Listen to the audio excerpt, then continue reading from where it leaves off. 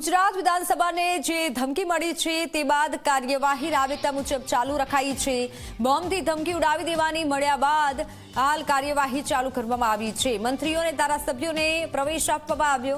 બોમ્બની ધમકીના પગલે સુરક્ષા ટીમો તપાસ કરી રહી છે। બોમ્બથી ઉડાવી દેવાની ધમકી મળ્યા બાદ કાર્યવાહી ફરી એકવાર શરૂ કરાઈ છે। તપાસ કરવામાં આવી અને ત્યારબાદ તમામ ધારાસભ્યોને પ્રવેશ આપવામાં આવ્યો। ધારાસભ્યોને પ્રવેશ આપવામાં આવ્યો છે। સવારમાં જે રીતે गुजरात विधानसभा ने बॉम्ब थी उड़ाड़वानी धमकी भर्यो एक मेल मळ्यो हतो। त्यारबाद डॉग स्क्वॉड बॉम्ब स्क्वॉड तपास करी अने पोलीसनी कार्यवाही करवामां आवी। पोलीसे कार्यवाही करी अने त्यारबाद तमाम धारासभ्योने हवे प्रवेश आपवामां आवी रह्यो छे।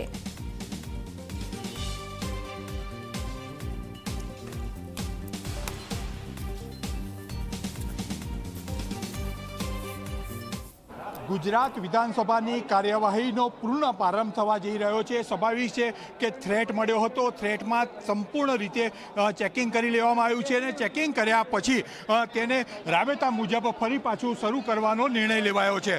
कुमारभाई, विधानसभा फरी पाછી शरू करवानो निर्णय लेवायो छे, शुं कहेशो तमे? जे वात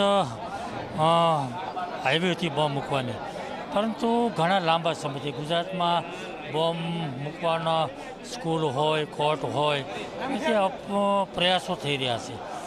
गुजरातनी जे शांति छे एने डोळवा माटेनो प्रयास थई रह्यो छे અને આ અફવા હોય છે અને અફવાને ધ્યાનમાં રાખી પણ તપાસ તો કરવી જ પડતી હોય છે। તપાસને અંતે અફવા સાબિત થાય છે અને ફરીવાર વિધાનસભા શરૂ થતી હોય તો મને એવું લાગે છે કે આ જે પ્રયાસો છે એ પ્રયાસો ગુજરાતને શાંત બનાવવા માટેના, વાતાવરણ બગાડવા માટેના પ્રયાસો છે, પરંતુ ગુજરાત શાંત છે, રહેશે અને રહેવાનું છે। गुजरात शांत है, रहशे अने रहेवानुं छे।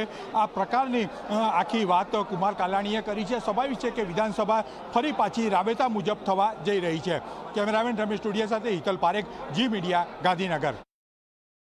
गुजरात विधानसभा ने बॉम्ब थी उड़ावी देवाना धमकी भर्या ईमेल बाद राज्यना पोलीस वड़ा जे छे के.एन. राव हाल अहीं आगे पहोंच्या छे। तमे जोई शको छो के तेमनी साथे आईबीना वड़ा अशोक कुमार यादव सहितना तमाम जे उच्च पोलीस अधिकारीओ छे ते गांधीनगर खाते हाल जे विधानसभा संकुल छे तेनी पासे पहोंच्या छे। आपणे साहेब साथे वात करવાનો प्रयास करीशुं।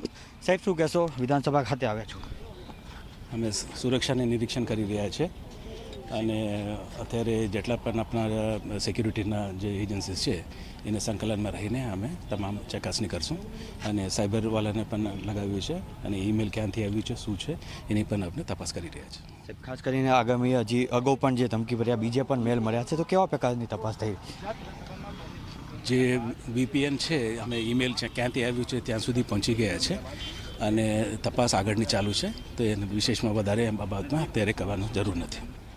ખાસ જો વાત કરવામાં આવે તો રાજ્યના પોલીસ વડાએ કહ્યું તે પ્રમાણે રાજ્યની અંદર હાલ જે પ્રમાણે અલગ અલગ જગ્યાઓ ઉપરથી મેલની ધમકી ભર્યા ઈમેલ મળી રહ્યા છે તેને લઈને હાલ તપાસ ચાલુ છે અને પોલીસ દ્વારા તેના ઉપર સતત વોચ રાખવામાં આવી રહી છે। કેમેરામેન રમેશ તોડિયા સાથે દુર્ગેશ મહેતા, જી મીડિયા, ગાંધીનગર।